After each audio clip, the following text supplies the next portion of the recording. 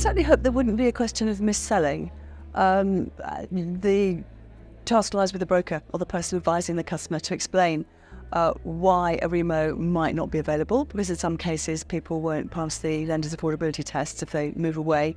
So product transfer might be the only option for them. But the broker needs to explain that and needs to do the sums to explain what they might be paying under the PT offer from the lender and what they might get if they went for a remortgage.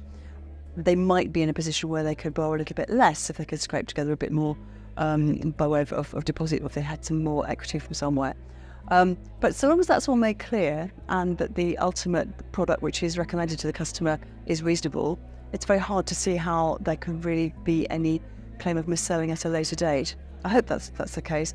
Although it was interesting from the research that a large proportion of people don't understand the difference, and also I think they were asked the question in whether they would want to go for a PT with their lender, and a lot of them seem to think they wouldn't. I found that a little bit curious, and I wasn't quite sure why. Was it that they don't trust their existing lender, or they think the lender's giving them a deal which isn't as good as it should be? Well, there may be reasons for that. So I think it's quite a big job to do to explain those differences, why they're there, and what it could mean financially in the mid to longer term, to help people think about how they're budgeting, how they might be able to pay off more of their mortgage sooner and get themselves a better deal.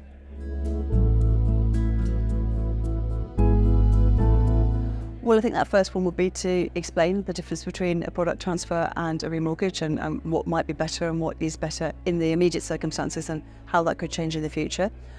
Linked to that is the question of affordability. I think, again, there was something in the study suggesting that a lot of people are flying quite close to the wind in terms of what they're paying now, and if they're taking out a new loan, there needs to be a cushion. We're all kind of expecting rates to flatten or to come down, but something bad could happen again. Rates might go up, and if people haven't got that cushion, then they could find themselves in difficulty.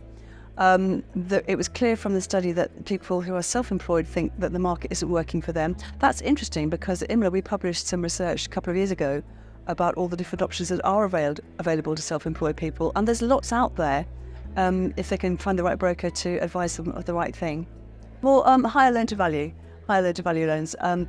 They disappeared for a bit post-trust, but they came back into the market, and people do need 95% LTV loans, there's no doubt about that. So if they can get the deposit together for the other 5%, there needs to be more in the market to help plug that gap.